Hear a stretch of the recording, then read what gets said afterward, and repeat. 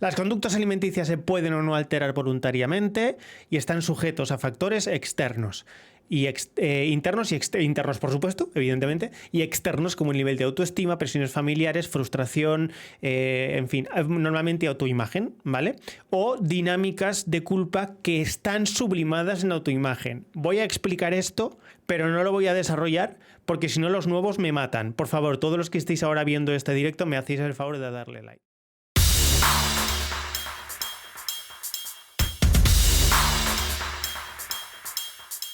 ¿Qué quiere decir esto? Hay, digamos, dos formas de ver los trastornos de la conducta alimentaria. Como un problema de autoimagen que se ha convertido en una dinámica obsesiva en relación con la comida, o se puede ver como una sublimación de la culpa. Tienes una culpa introyectada, te sientes fatal, y entonces, bien por autocastigo o bien por sublimación, de cualquier otro motivo, terminas desarrollando una dinámica de conducta alimentaria que va en tu propio perjuicio. Entonces, ¿qué es una sublimación? Una canalización.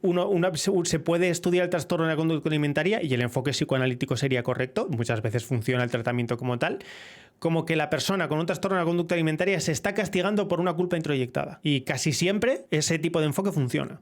Si haces otro enfoque, también funciona. Continuamos para terminar. Generalmente, estos tipos de trastornos en la alimentación, más allá de los síntomas que encierra cada uno en especial, son acompañados por un marcado aislamiento de la persona, excesivo cansancio, sueño, irritabilidad, agresión, vergüenza, culpa, depresión, registrándose un trastorno de la identidad a partir de la nominación. He entendido racistada y digo, se vuelven racistas, te lo juro, no sé por qué te he entendido eso. Pero bueno, venga, eso es por complejo.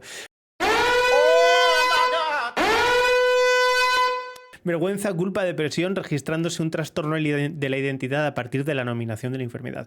O sea, ¿qué quiere decir esto? Esto, aunque no creo que sea definitorio de la enfermedad, sí que es estereotípico de la enfermedad, es decir, que se presenta con muchísima frecuencia, que es desde el momento en el que se declara que hay un problema y se externaliza ese problema, se explicita, por así decir, la persona se convierte en un núcleo neurótico para su propio contexto. Entonces, es decir, que la problemática del trastorno de conducta alimentaria se parece mucho a la problemática de una persona con un trastorno de personalidad. Tengo una amiga que tiene su hermana, creo que es además hermana con una edad muy cercana a la de ella, que tiene un TCA y notas, o sea, yo no sabía que su hermana tenía un TCA, pero es como típica hermana pequeña que adquiere rasgos de la hermana por el TCA de la hermana, ¿sabes? Sí.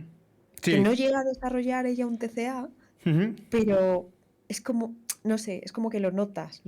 Y le dije, tú tienes una hermana con TCA, ¿verdad? Y se quedó como, ¿cómo lo has sabido? Y es como, no sé, es muy característico cómo afecta cuando es una mujer hermana, es súper característico. Se desarrollan tabúes, vergüenzas paralelas, síndromes como que dentro de la familia hay un problema que la hermana no se atreve a tratar. Una especie de... Es como si las hermanas estuvieran sufriendo la enfermedad por tercería.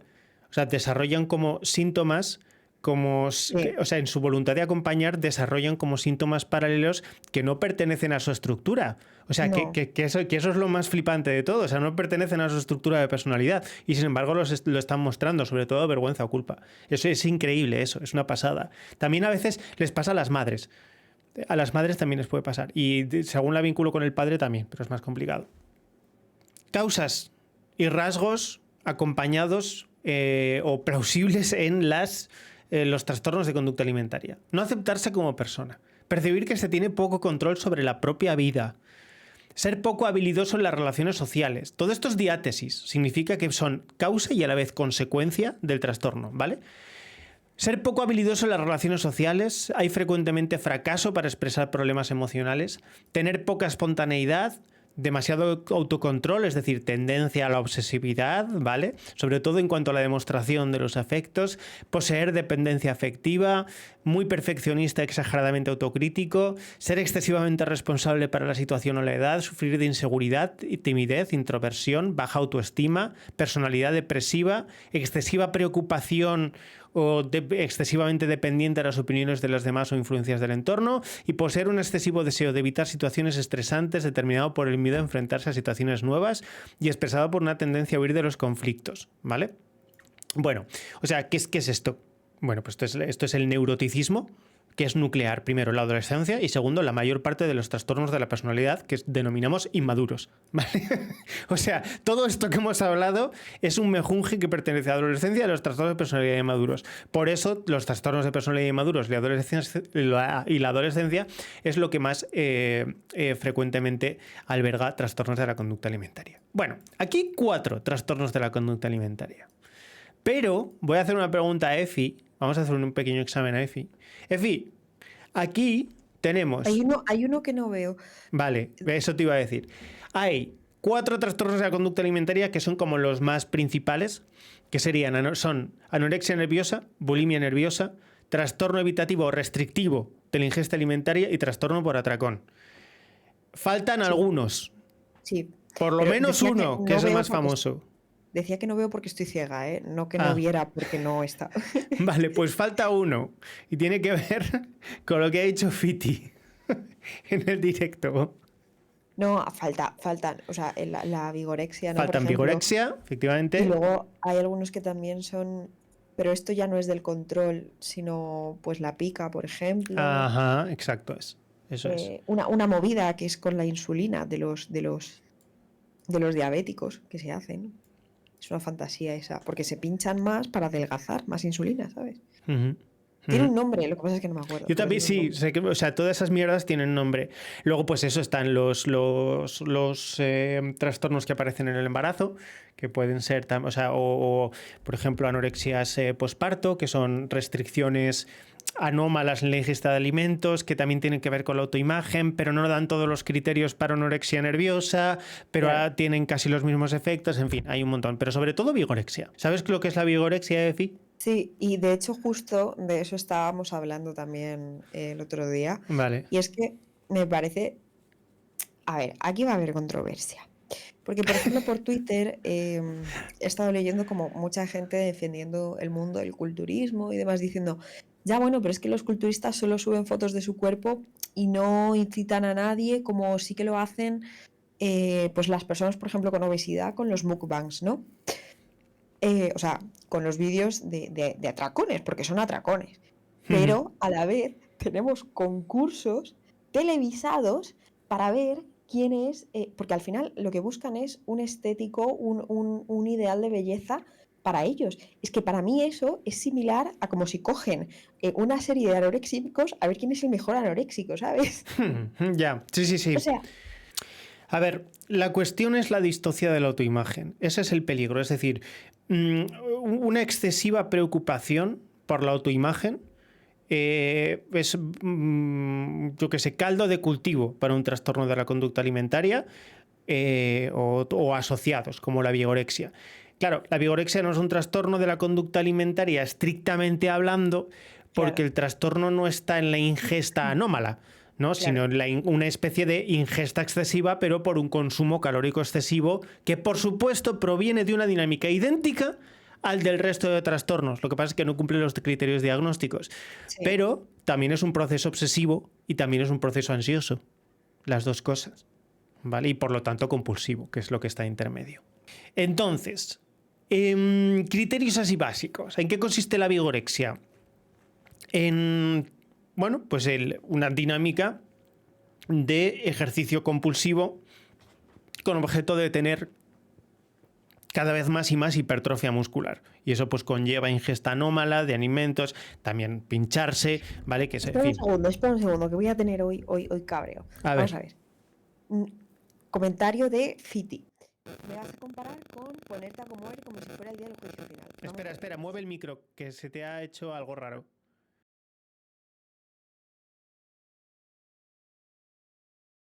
¿Ahora? Sí. Vale, vamos a ver. Las personas que se dedican al culturismo llevan tanto dietas como rutinas de ejercicio, además de todos los extra que ya sabemos, que no son sanas y que en ocasiones han llevado a la Entonces, ¿que es mucho sacrificio para conseguir esa estética? Obviamente lo es, pero es similar a una anoréxica que se la pasa haciendo ejercicio y que se la pasa sin comer, pues para tener un físico. Y de nuevo, comer como si fuera el día del juicio final, comer es un comportamiento malo, como lo es pincharse o como lo es rutina o todo lo que tú quieras. El punto es qué estás idolatrando, si el comportamiento o el físico. La peña que se pone hasta arriba a comer no te está diciendo acaba como yo, no, o sea, y al final lo hacen por audiencia. Quiero decir que no se ponga sí, claro, su disciplina, la disciplina es increíble, igualmente No tienes ni idea de lo que es disciplina hasta que no veas lo que es una bulimia nerviosa grave. Te cagas con lo que es disciplina. No, sí, o sea, es igual.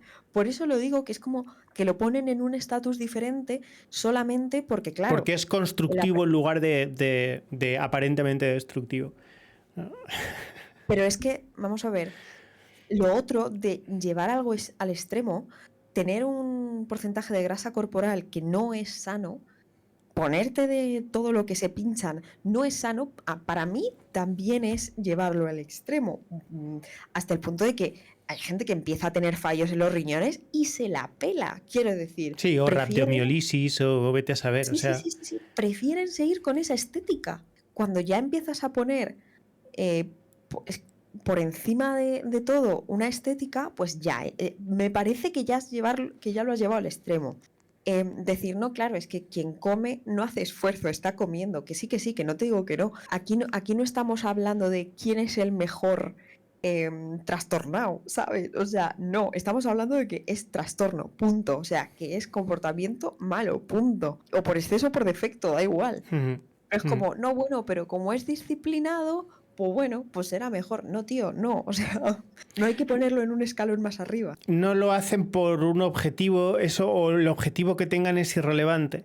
Lo relevante es que se convierte en una compulsión y una obsesión. Entonces, cuando es compulsivo y obsesivo, compulsivo es la repetición, ¿vale? La tendencia a la repetición de la conducta, eso es la compulsividad, y la obsesividad es la tendencia al mantenimiento del pensamiento, de la intención, de la voluntad, la obsesividad, vamos, lo que viene siendo obsesivo, ¿vale? Entonces, el motivo por el que empezaran a hacerlo da igual, el motivo que ellos digan por qué lo hacen da igual, la patología, lo neurótico está en no poder detener el proceso ni compulsivo ni obsesivo hasta el punto de constituir una neurosis, con la definición de neurosis que os solimos dar en este canal. Eso es la conducta neurótica. En este caso, la conducta neurótica, la grave distorsión o el defecto en la relación con la realidad que le convierte en un peligro para sí mismo es la obsesión en este caso, por la relación entre el cuerpo y el alimento del cuerpo, que puede ser ejercicio también.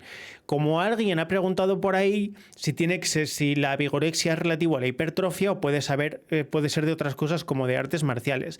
No, porque solamente si la preocupación es por el propio cuerpo y por la fuerza del propio cuerpo, por la potencia, será vigorexia, ¿vale? Ahora mismo solamente se califica como vigorexia la hipertrofia. Otras cosas no son vigorexia, aunque se podrían meter como parte de la vigorexia. Si de mí dependiera el DSM-6, pues yo diría que vigorexia es la voluntad de hipertrofia y lo otro pues sería otra exia diferente, que son las obsesiones por tener más y más potencia corporal o combativa. Eso también puede que exista. Perdona, Efi, decías. No, iba a decir algo parecido a ti, pero que llevar el cuerpo al extremo es malo siempre y el cómo debería, o sea, el cómo lo llevas al extremo debería dar igual en tanto a es que es mejor o peor en el sentido de persona porque, o sea, yo sí que tengo la sensación de que las personas que comen por exceso y tienen trastorno por atracón y problemas con la comida, es como que pareciera que ellos no tienen un problema, que lo hacen porque quieren. Persona con anorexia, no. ¿sabes? Es como que le ponen toda la responsabilidad a la persona que come. Vale. No sé si me explico. Sí, totalmente, totalmente. De todas formas, Black Metal, ese tipo de obsesión, si no es un trastorno de la conducta alimentaria, o sea, tiene que ser un trastorno de la conducta alimentaria para que sea vigorexia, ¿comprendes? O sea, en el caso de la obsesión por mejorar el cuerpo y las artes marciales, que eso constituya una neurosis de conducta alimentaria, es muy raro que no sea vigorexia. Tiene que haber esa relación con la ingesta o la nutrición. ¿Vale? Ese es importante para meterlo dentro de TCAs. Anorexia nerviosa. Por cierto, gente, lo que estáis viendo, incluido Víctor Torres, dad like al vídeo, por favor, y recomendad el canal. Anorexia nerviosa se caracteriza por una restricción y reducción de la ingesta nutricional. Restricción, o sea, te elimina, hay cosas que no comes, que además ¿vale? Comes menos, lo que conduce a una pérdida significativa del peso. O sea, debe conducir a una pérdida significativa del peso. Si no, no es anorexia, es principio de anorexia o conducta, ¿vale? Previa a la anorexia. La persona presenta un intenso miedo a ganar peso. Es ahí donde está el núcleo obsesivo de la anorexia. Durante todo ese tiempo el paciente tiene gran dificultad para reconocer la gravedad de su bajo peso actual o es incapaz de ver su estado físico real y la pérdida de peso. Ahí se desarrolla, que es característico de la anorexia también, una especial dismorfia corporal, que es incapaz de verse con bajo peso.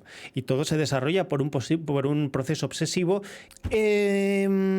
Vale, siguiente, pues bulimia nerviosa, pues ya está descrito. Luego, los dos así un poco menos raros, pero que existen, sobre todo son una de las neurosis secundarias más frecuentes que hay, trastorno evitativo y restrictivo de la ingesta alimentaria, que es simplemente pues falta de interés en la comida, evitación de la comida, a veces simplemente porque una persona tiende a vomitar la comida. Esto es, cuando es en adultos se llama trastorno evitativo restrictivo de la ingesta alimentaria, pero también puede ser anorexia infantil. O sea, cuando se es pequeño, se llama anorexia infantil, no se llama trastorno evitativo de la ingesta, creo, todavía. No sé cómo está en el DSM-5, pero me temo que todavía cuando es en un niño no se llama así.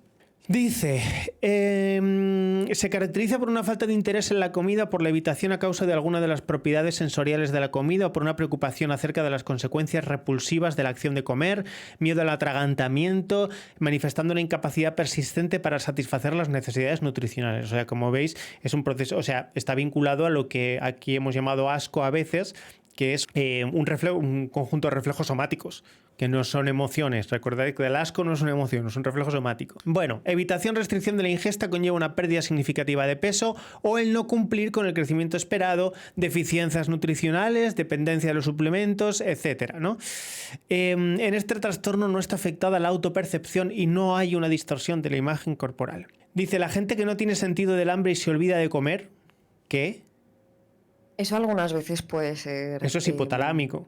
Sí, efectivamente. Efectivamente. Eso le pasa a las personas mayores con comer y con beber, vale, porque las neuronas de la zona se les van... Vale, pues eso efectivamente, iba a decir, eso parece más tipo demencia, tipo esquizoafectivo, esquizofrénico, puede ser, sí, todo eso sí. Y luego por último, trastorno por atracones, que se caracteriza por episodios recurrentes de atracones, o sea, que son episodios en los que la persona dice voy a comer y se pone a comer como un animal, ¿no? Se pueden asociar a comer mucho más rápido, comer mucho más de lo que puedes comer, ¿no? Hasta sentirse desagradablemente lleno, comer una gran cantidad de comida a pesar de no tener hambre o y por último, sentirse disgustado con uno mismo, deprimido o con gran sensación de culpabilidad tras el episodio. Es curioso, sí, porque es como si fuera la dinámica obsesiva de la anorexia y la bulimia, pero sin anorexia ni bulimia. Es como si lo hubieran... Claro, es que es eso. Sí. Es como si se hubiera hipostasiado para ¿sabéis en qué es muy común? En los procesos de culpabilidad y ansiedad, cuando no hay obsesión por el peso, que es muy común en hombres heterosexuales. Los hombres heterosexuales es muy difícil o mucho más difícil o muchísimo menos frecuente que desarrollen anorexia o bulimia, pero muchísimo menos, porque el cerebro de los hombres no está pensado para los mismos procesos de autoimagen que lo femenino. Repito, no es solo una cuestión cultural. El cerebro femenino es muchísimo más vulnerable a la anorexia nerviosa y a la bulimia nerviosa.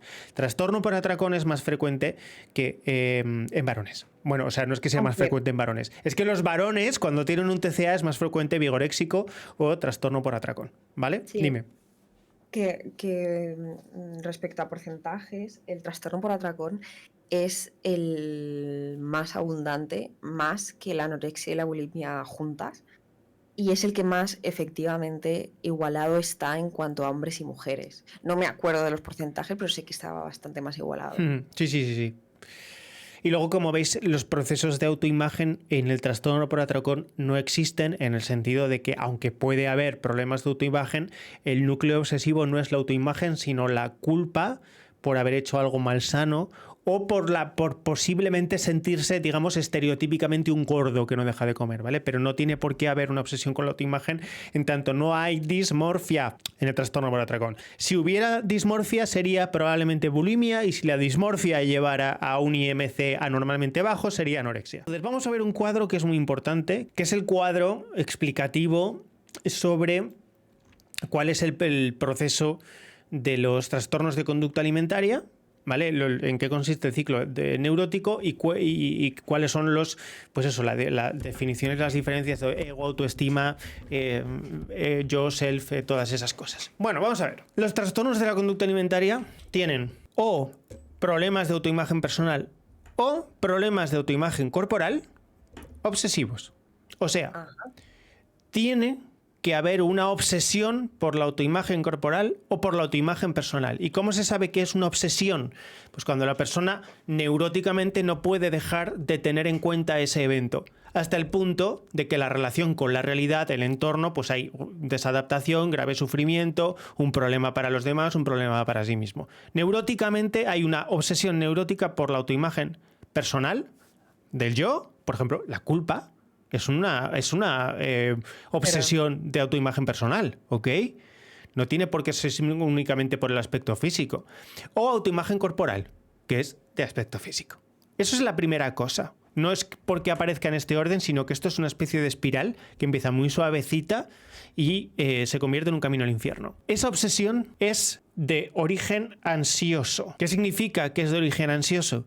Pues que hay un núcleo dentro de la persona, dentro del cerebro de la persona, que está hiperactivado. Hay una hiperactivación. Esa ansiedad causa la obsesión y la obsesión causa ansiedad, etcétera, etcétera, etcétera. ¿Qué dos elementos faltan en los ciclos neuróticos de la TCA? De la obsesión a la culpa, que es la autoimagen personal, y de la culpa a la depresión. De la depresión a la ansiedad, obsesión, culpa, depresión, ansiedad, obsesión, culpa. A veces estos procesos no tienen por qué ser completos. Puede ser simplemente obsesión, depresión, ansiedad, obsesión, depresión, ansiedad, ¿vale? O puede ser ansiedad, obsesión, culpa, o obsesión, culpa, depresión, obsesión, culpa, depresión. Lo que pasa es que lo normal es que estos cuatro estén enlazados. Y este ciclo se convierte en una espiral que cada vez es más hardcore. ¿Por qué es cada vez más hardcore? Porque el cerebro, en lugar de hacer que la sensación o que el proceso de ansiedad, de obsesión, de culpa o de depresión desaparezca por saturación, es decir, todos los procesos de cambio de ánimo, obsesivos, culpables, depresivos o ansiosos, todos los procesos internos tienen una curva que se eleva hacia arriba, que llega a un pico máximo, puede sostenerse en meseta, pero suele decaer, corregirse y cambiarse por otra circunstancia. En este tipo de procesos, que son por naturaleza obsesivos, recordemos que si no hay obsesión no va a haber un trastorno de conducta alimentaria, ¿vale? Porque ansiedad, culpa, depresión es un trastorno de personalidad cualquiera, fundamentalmente inmaduro. Pero bueno, en los procesos obsesivos lo que ocurre es que el exceso de representación, el exceso de potencia en el cerebro para cualquiera de estas cosas hace que una sustituya a la siguiente por intensidad. Es decir, que se solapan. Se tapa la culpa con depresión, se tapa la depresión con ansiedad y por comer. Se tapa el comer por obsesión, por la preocupación de comer. Se tapa la obsesión de comer con la culpa. Entonces, hay un ciclo increscendo. Vamos a ver. Haz un resumencito. En plan como muy claro, ¿sabes?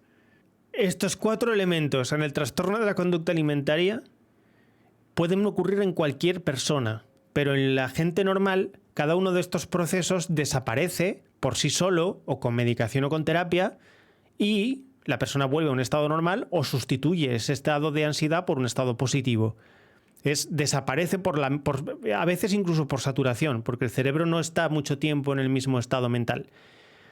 En este tipo de ciclos obsesivos de trastorno de la conducta alimentaria, bien por autoimagen personal o bien por autoimagen corporal, cada una de estas fases, en lugar de desaparecer por sí sola, se tapa por la intensidad de la siguiente. Es decir, que la siguiente fase es como más hardcore que la anterior para tapar la anterior. Es como si se fueran solapando. Entonces, se tapa la ansiedad con una obsesión más grande que la ansiedad. Y se tapa la obsesión con una culpa más grande que la obsesión. Y se tapa la culpa con una culpa más grande y así sucesivamente. Taxonomía. ¿Qué es el yo? El yo es el completo de la experiencia, ¿vale? Y entonces se divide en consciente o explícito e inconsciente o implícito, ¿vale? Entonces, a la parte del yo consciente le llamamos self, que es la parte del yo que uno conoce. Y la parte inconsciente del yo le llamamos yo inconsciente. Entonces, el yo es el consciente más el inconsciente. Y al yo consciente se le llama self. ¿Qué es el ego? El ego es la parte del yo que contiene lo que tú crees que mereces. Ese ego puede ser neurótico. Entonces, las neurosis del ego son ambivalentes, distócicas o heridas. El ego herido es la herida narcisista. El ego distócico es los problemas de los problemas de no reconocimiento del propio yo. Esa es la taxonomía que utilizo yo, pero vamos, que el ego puede tener su propia neurosis, que es la de merecer. Si yo no merezco, creo que no merezco, probablemente tenga un ego distócico. Si creo que yo merezco más y se me ha negado, es un ego herido. El ego de que yo merezco muchísimo y es narcisista es una distocia del yo hacia arriba, ¿no? Luego, pues los trastornos de personalidad tienen ego ambivalente, pues porque lo mismo es muy alto que muy bajo y coexisten, etc. ¿Qué es la autoestima?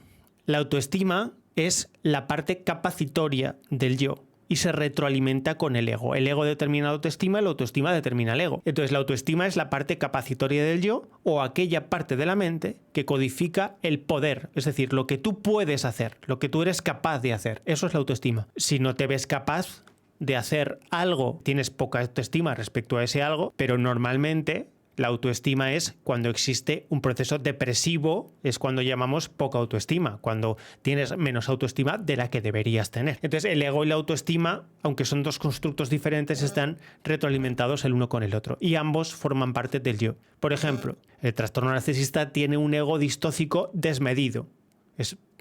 Cree que merece muchísimo más de lo que verdaderamente tiene, ¿vale?